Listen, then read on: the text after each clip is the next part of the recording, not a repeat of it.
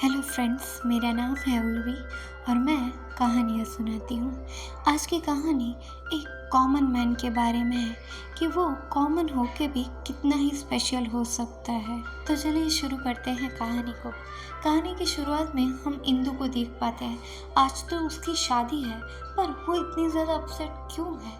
वही बात अगर उसे कोई पूछ लेता है तो वो बताता है कि उसका क्या कोई पेपर खराब गया है, तो इंदु बताती है नहीं, वो शायद अभी लाइफ की एग्ज़ाम में फेल होने वाली है। और तभी यहाँ से हम फ्लैशबैक में पहुँच जाते हैं और हम देख पाते हैं हमारे हीरो गोवर्धन को। गोवर्धन दौड़ रहा है, भाग रहा है, ना जाने क्यों उसके कंधों पे एक बोरी पड़ी है। तभी हमें पता चलता है कि आज राशन बंटने वाला था और गोवर्धन यहाँ से राशन लेने ही आया है। मोहल्ले की हर लड़की सिर्फ और सिर्फ गोवर्धन को ताड़ रही है, पर गोवर्धन का पूरा फोकस अपने काम पे है। तो जब वो वहाँ पे राशन वाले भैया को घर के आधार कार्ड देता है तो वो तो उसे बोलने लगते हैं कि क्या तुम पूरे मोहल्ले का राशन अकेले ही लेने आए हो? पर नहीं, गोवर्धन उसे समझाता है कि उसकी फैमिली बड़ी है और उसको उस राशन की ज़रूरत है। यहाँ से वो घर जाता है और घर का भी बहुत सारा काम वो संभालता है। हर चीज़ों को कैसे संभालना हो तो उसे बेहतरीन तरीके से आता है। वो वहाँ पे पेपर डोसे के नाम पे सच्ची में पेपर डोसा ही बनाता है, जो इतना पतला था कि जिसका पूछो ही मत। उसकी भाभी तो उसे फूंक मार के ही सर्व कर देती है। और इन सभी हंसी मजाक के बीच में उसकी दूसरी जो बड़ी भाभी होती है, वो अपने बच्चे को डांट फटकार रही होती है क्योंकि उसे नए जूते चाहिए। पर यहाँ पे गोवर्धन उन्हें बताता है कि किसी का गुस्सा किसी पे नहीं उतारना चाहिए और यहाँ से वो अपने काम के लिए निकलने वाला होता है। तो दादी टोक के उसे उसकी शादी के बारे में बात करने लगती है, पर गोवर्धन उसे समझाता है कि ऑलरेडी हमारी फैमिली बहुत बड़ी और अच्छी है, तो अगर मैं शादी करेगा और वो लड़की अगर अच्छी नहीं आई तो हमारी फैमिली में प्रॉब्लम्स होगी। इससे बेहतर है कि मैं सिंगल ही रहूं। यहाँ से वो जुगाड़ करके अपने ऑफिस पहुँचता है। हमें पता चलता है कि वो इतना कंजूस है कि हर रोज़ वो सिर्फ 23 रुपये यानी कि 23 रुपीज़ का ही पेट्रोल भरवाता है और उसके अलावा वो एक भी रुपया वेस्ट नहीं करता।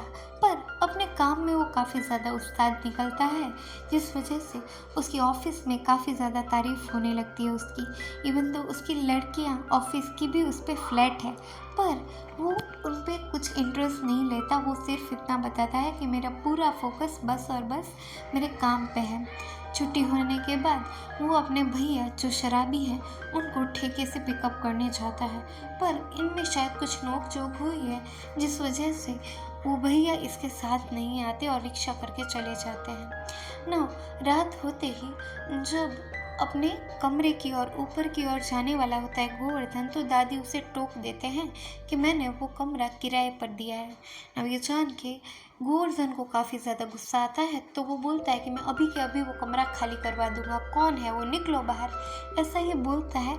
उसे लगा कोई अनजान लड़का होगा, पर जब वो देखता है तो उसके सामने थी इंदु ना। इंदु को देख के वो उससे दो प्यारी प्यारी बातें करके वापस घर पे आ जाता है और उसको यहीं पे रहने देता है। पर उसकी मुसीबतें यहाँ से तो शुरू होने वाली थी। अभी हमें पता चलता है कि इंदु हर दूसरे दिन बाहर से खाना मंगवाती है, जिस वजह से बच्चे भी बाहर के खाने की जिद करते हैं। Now as we all know कि गोवर्धन जितना कंजूस है वो हर रोज़ तो बाहर का खाना अफोर्ड कर नहीं सकता, तो वो यहाँ से जाता है इंदु के पास बात करने के लिए कि तुम रोज़ बाहर का खाना मत बनवाया करो, ज़रूरत हो तो यहीं पे बनाया करो। पर इंदु तो उसको बोल देती है कि मुझे तो खाना बनाना आता ही नहीं, और अगर बच्चों को चाहिए तो मैं बच्चों के लिए भी ऑर्डर कर दूँगी। पर यहाँ पे गोवर्धन मना करता है कि वो किसी की हेल्प नहीं लेगा। और इसके बाद जब वो ऑफिस जाता है और ऑफिस के किसी काम की वजह से उसे मॉल जाना पड़ता है, तो देखता है कि इंदु उसके पूरे घर वालों को ऐश करवा रही थी। वो वहाँ पे तो उसको कुछ बोल नहीं सकता, पर जैसे ही उसकी फैमिली घर पे आती है वो उन सब पे गुस्सा करने लगता है। उनको बताता है कि वो इंदु के साथ ना घूमे ना फिरे, वो हमारी फैमिली नहीं है, उसके बाप के पास बहुत सारे पैसे होंगे, एसेट्रा एसेट्रा, उसे बहुत बुरा भला बोलता है और अपनी फैमिली को समझाता है। पर इस बात से वो अनजान था कि ये सारी बातें पीछे खड़ी इंदु भी सुन रही है, जो ये बातें सुन के काफ़ी ज़्यादा हर्ट हो जाती है ना। इसके बाद फिर से यहाँ पे गोविंद ट्राई करता है इंदु को मनाने के लिए, वो बहुत ज़्यादा ट्राई करता है। आखिरकार इंदु मान जाती है और वो कहती है कि उसे उसके कॉलेज ड्रॉप करना होगा।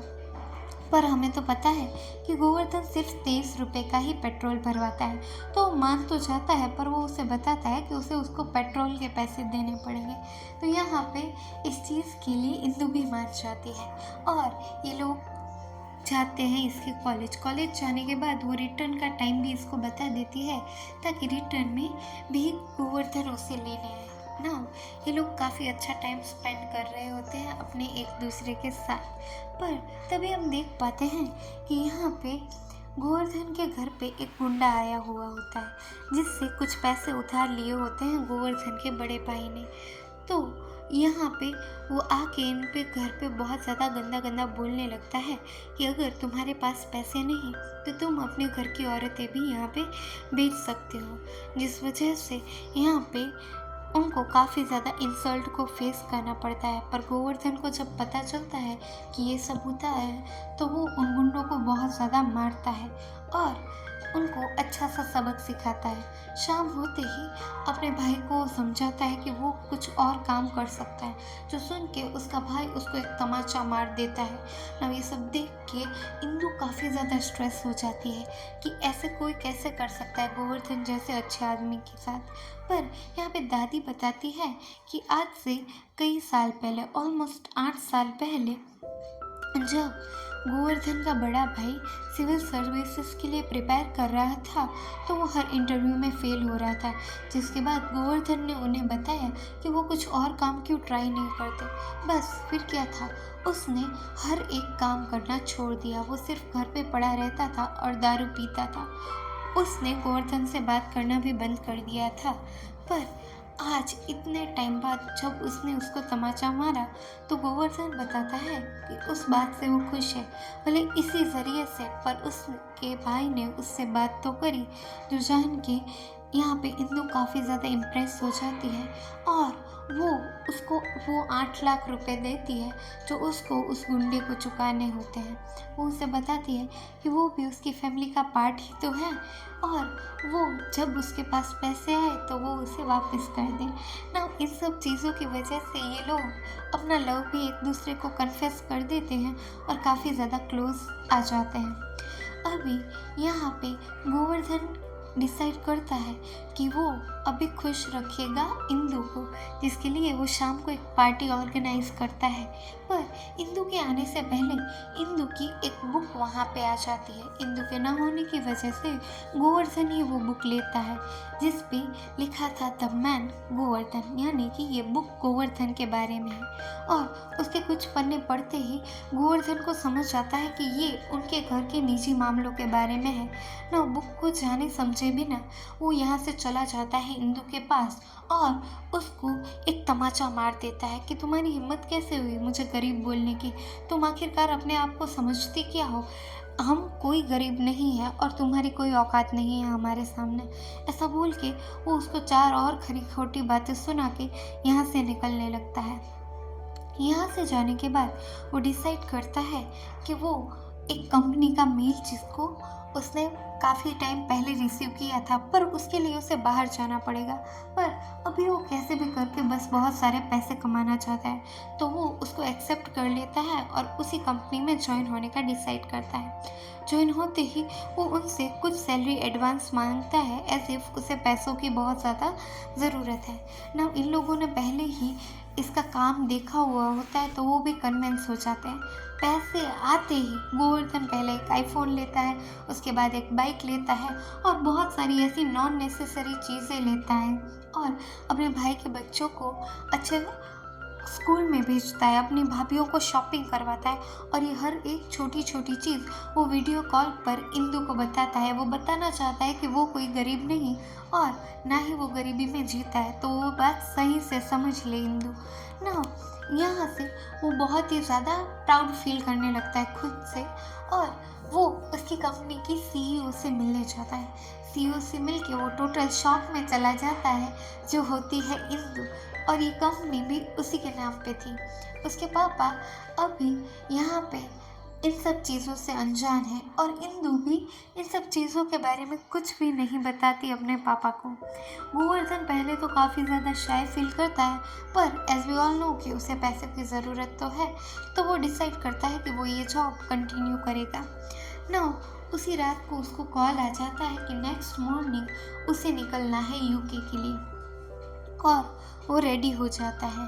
रेडी होके जब वो एयरपोर्ट पे पहुंचता है तो वो देखता है कि इंदु भी उसी के साथ आ रही है। तो ये जान के वो बहुत ज़्यादा नाराज़ हो जाता है। वो कहता है कि अगर ये आई तो मैं नहीं आऊँगा, पर कंपनी वाले उसे समझाते हैं कि भाई ये सीईओ है, इसका आना बहुत ज़्यादा ज़रूरी है। तो वो कन्विंस कर लेता है खुद को। पर यहाँ पे हमें पता चलता है कि इंदु है वो बिजनेस क्लास से जा रही है और जो गोविंद होता है वो जा रहा है इकोनॉमी से ना। ये वहाँ पे भी अपनी कंपनी से झगड़ा करके कंपलसरी बिजनेस क्लास में जाता है। वहाँ पे जाके उसे पता चलता है कि इंदु तो मेंशन में रहती है और वो होटल में, तो बहाना मार के वो फिर से यहाँ पे उसी मेंशन में रहने आ जाता है और इंदु के साथ काम करने लगता है। इंदु को ये सब कहीं ना कहीं अच्छा भी लग रहा था। उसे लगता है कि गोवर्धन उससे प्यार तो करता है, पर अपना प्यार सही से एक्सप्रेस नहीं कर पाता। अपना काम में तो वो बहुत ज़्यादा अच्छा था, तो वो उसको और कुछ भी नहीं बोलते। तो ये डिसाइड करते हैं कि अपना काम ख़त्म करके ये जल्द ही वापस इंडिया चले जाएंगे। अभी इनकी ग्रोथ देखे एक पॉलिटिशियन का बेटा यहाँ पे आता है इनकी कंपनी में और वो चुपके से इंदु की वीडियो बनाने लगता है ना। ये वीडियो के बारे में जान के तुरंत ही वहाँ आ जाता है गोवर्धन। गोवर्धन उन सभी लड़कों को बहुत बुरी तरीके से मारता है, जो जान के इंदु काफ़ी ज़्यादा अच्छा महसूस करती है कि कितना स्टैंड ले रहा है। पर गोवर्धन उसे बताता है कि नहीं, उस वीडियो के बैकग्राउंड में मैं हूँ, जिस वजह से तुम्हें ये वीडियो नहीं लेनी चाहिए थी ना।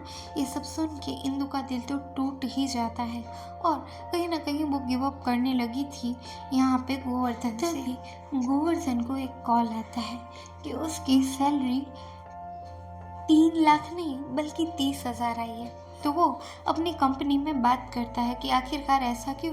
तो कंपनी वाले भी उसे बता देते हैं जो ज़बरदस्ती उसने इकोनॉमी का बिजनेस करवाया था ना, उसका चार्ज उसने उन्हीं की सैलरी से कट किया है ना। ये सब देख के वो काफ़ी ज़्यादा टेंशन में आ जाता है और निकल पड़ता है अपना जिस्म बेचने के लिए। पर इंदु ये सब जान के उसको वहाँ से ले जाती है और उसके घर पे 3 लाख रुपए भिजवा देती है, जिस वजह से उसके भैया उसको कॉल करके बताते हैं कि थैंक यू, तुम्हारी सैलरी की वजह से अभी हमें यहाँ पे कम स्ट्रगल होगी ना। यहाँ पे हम देख पाते हैं कि गोवर्धन भी पिघल रहा है इंदु के लिए और इंदु तो पहले से ही उसके प्यार में है। धीरे धीरे करके ये अपनी दोस्ती को अच्छे से मेंटेन करने लगते हैं, साथ में बहुत सारा टाइम स्पेंड करते हैं और एंजॉय भी करते हैं। यहाँ पे इंदु के पिता उसके सारे वर्क का क्रेडिट सिर्फ और सिर्फ इंदु को देते हैं, ना कि गोवर्धन को। पर गोवर्धन इस बात से दुखी नहीं है, वो उल्टा इंदु को अप्रिशिएट कर देता है और आगे बढ़ जाता है, जिस वजह से यहाँ पे इंदु और ही ज़्यादा इम्प्रेस हो जाती है गोविंद की। कुछ दिनों बाद ये लोग अपनी एक दोस्त की शादी में जाते हैं ना। उस शादी में ये दोनों को साथ में देखकर एक और लेडी होती है, वो बोलती है कि तुम दोनों साथ में बहुत अच्छे लगते हो। पर यहाँ पे गोवर्धन उसे बताता है कि जैसा धोखा उसको इंदु ने दिया है, वो तो चाहता ही है कि वो उससे दूर रहे। यहाँ पे तो सिर्फ वो अपना काम निकलवाने के लिए उसके साथ क्लोज हो रहा है, बल्कि वो तो चाहता है कि यहाँ पे इंदु की लाइफ तो टोटली ख़राब हो जाए। वो उसको बद्दुआ भी देता है कि उसकी शादी तो किसी पैरालाइज इंसान से हो जाए ना। ये सब सच जान के इंदु फिर से टूट जाती है और इससे बात करना बंद कर देती है और इंडिया चली जाती है। अभी गोवर्धन भी यहाँ से निकलने ही वाला होता है, पर यहाँ पे इंदु के पिता उसको एक सच्चाई बता देते हैं कि उसने इंदु की लिखी पूरी बुक तो उसने कभी पढ़ी ही नहीं, जिसमें उसने एक साधारण इंसान आखिरकार अपने फैमिली के लिए क्या कुछ कर सकता है जिसके बारे में बताया गया था। इसके लिए उसे बहुत सारे रिवॉर्ड्स भी मिले थे, पर उसने शायद इंदु को कभी समझा ही नहीं। जो जान के अभी यहाँ पे ऐसा हुआ है कि वो जो पॉलिटिशियन था उसका बेटा तुम्हारे पीटने के बाद उसका एक एक्सीडेंट हुआ था, और उसके बेटे की लास्ट विश यही थी कि उसकी शादी इंदु से हो। नाउ उसका हमारे बिजनेस पे एक बहुत बड़ा पार्ट है, जिस वजह से उसने कहा है कि अगर इंदु की शादी उससे नहीं हुई तो वो उसकी पूरी कंपनी को टेक ओवर कर लेगा। जिस मजबूरी की वजह से अभी इंदु यहाँ से चली गई है उसी लड़के से शादी करने के लिए। और फिर से हम आ जाते हैं प्रेजेंट टाइम में, जहाँ पे हम इंदु को दुखी देख पाते हैं कि उसे ना ही अपना प्यार मिला और ना ही उसको उसकी बददुआ तो लग ही गई। यहाँ से हम देख पाते हैं कि गोवर्धन इंडिया आ चुका है और वो बहुत सारी बुक्स लेके जाता है इंदु की लिखी अपनी दादी के साथ, और वहाँ पे जाके वो ज़ोर ज़ोर से पढ़ने लगता है कि मैं वही गोवर्धन हूँ जिसके बारे में ये लिखते हैं, मैं वही गोवर्धन हूँ जिससे ये प्यार करती है और जिसके साथ ये जीना चाहती है। पर तभी वहाँ पे उस पॉलिटिशियन के गुंडे आ जाते हैं और वो गोवर्धन को मारने की कोशिश करते हैं, पर गोवर्धन उनको धूल चटा देता है और उसके बाद वो उस पॉलिटिशियन को समझाने की कोशिश करता है कि आपको अपने बेटे को संभालने के लिए उसकी शादी करवाना ज़रूरी नहीं, अगर उसको ध्यान ही रखवाना है तो आप मेरे पास भेज दो, मैं उसका ध्यान रख लूँगा, कोई नौकर रख लो या फिर और कुछ करो। ऐसे किसी लड़की की ज़िंदगी ख़राब नहीं करना चाहिए। जो जानने के बाद वो पॉलिटिशियन भी समझ जाता है और इसके बाद जाता है गोवर्धन इंदु के पास। वो उसे प्यार से समझाता है, बड़ी मुश्किलों के बाद इंदु भी मान जाती है क्योंकि वो भी उससे प्यार तो करती है। और फाइनली यहाँ पे इस कहानी की हैप्पी एंडिंग हो जाती है। इसी के साथ हम भी अपना ये सफ़र यहीं पे ख़त्म करते हैं। हम मिलेंगे किसी और नई कहानी के लिए, तब तक के लिए थैंक्स फॉर वॉचिंग।